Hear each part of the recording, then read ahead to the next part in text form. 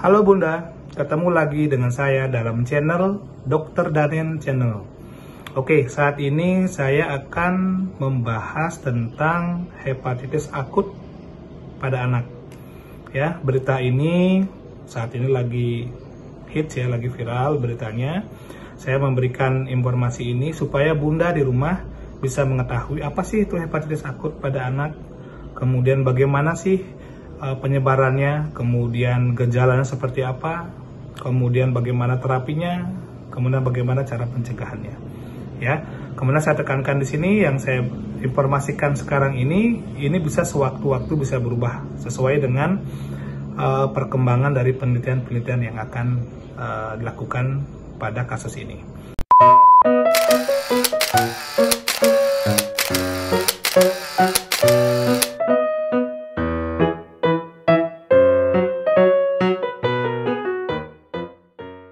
Oke, untuk mempersingkat waktu, kita dari pertama ya tentang hepatitis. Nah, hepatitis itu merupakan suatu kondisi di mana terjadi peradangan pada hati, pada parenkim hati tepatnya ya. Nah, peradangan pada parenkim hati inilah yang menyebabkan terjadinya gambaran-gambaran atau gejala-gejala yang menunjukkan gejala ke arah hepatitis. Mungkin pada masyarakat awam lebih sering diketahui dengan istilah penyakit kuning ya, karena memang kalau untuk yang sudah stadium lanjut sudah pasiennya rata-rata mengalami kondisi yang kuning atau ikterik ya. Nah, khusus untuk yang hepatitis akut ini sebenarnya mulai dari awalnya itu terjadi pada bulan Oktober 2021. Itu di Alabama dilaporkan sekitar 5 kasus ya. Kemudian pada April 2022 itu kasus pertama kali dilaporkan di UK ya, di Inggris ya, itu pada April 2022. Kemudian pada 15 April 2022 WHO menyatakan bahwa angka kejadian atau penyakit dari hepatitis akut ini mengalami KLB. Kemudian pada 21 April terdapat laporan sekitar 169 kasus di 11 negara. Kemudian pada bulan April 2022 di Indonesia itu dicurigai ada 3 dugaan anak yang terjangkit dengan hepatitis akut ini. Ini pada bulan April 2022. Setelah itu kita bicara tentang penyebabnya. Kalau untuk penyebab dari hepatitis itu secara garis besar dibagi menjadi 2, yaitu infeksi dan non-infeksi. Nah, kita ada 5 varian ya, 5 jenis dari hepatitis yang kita tahu, yaitu hepatitis A, hepatitis B, hepatitis C, hepatitis D, dan hepatitis E. Nah, kemudian untuk yang baru ini belum diketahui jenis hepatitisnya apa. Dan penyebabnya juga belum diketahui secara pasti, tetapi disinyalir penyebab yang kemungkinan yang paling sering ditemukan adalah karena penyebab dari virus adenovirus namanya. Tapi ini masih belum ada konfirmasi yang valid tentang info ini maksudnya.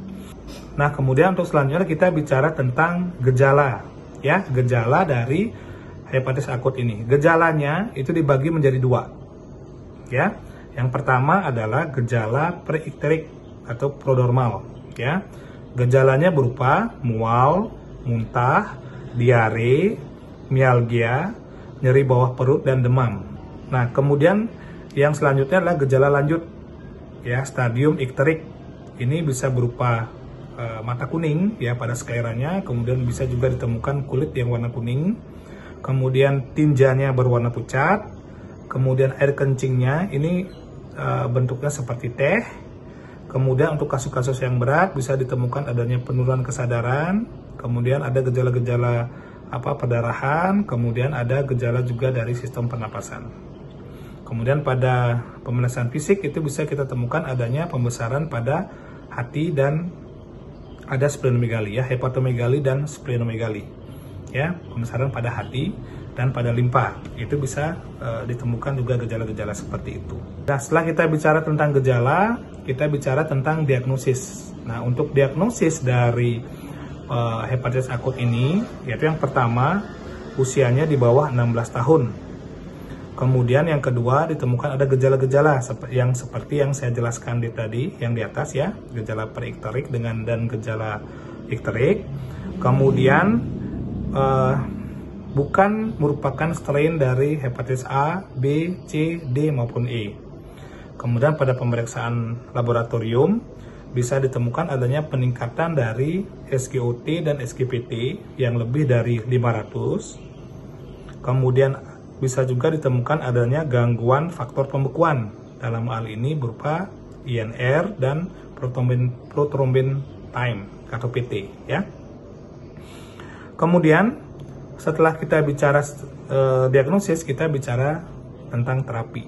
Nah, untuk terapi anak-anak yang mengalami hepatitis akut ini, nah, apabila bunda di rumah menemukan anaknya atau keluarganya di rumah gejala-gejalanya mirip seperti yang saya ceritakan tadi, saran saya bawa anaknya ke pusat kesehatan terdekat.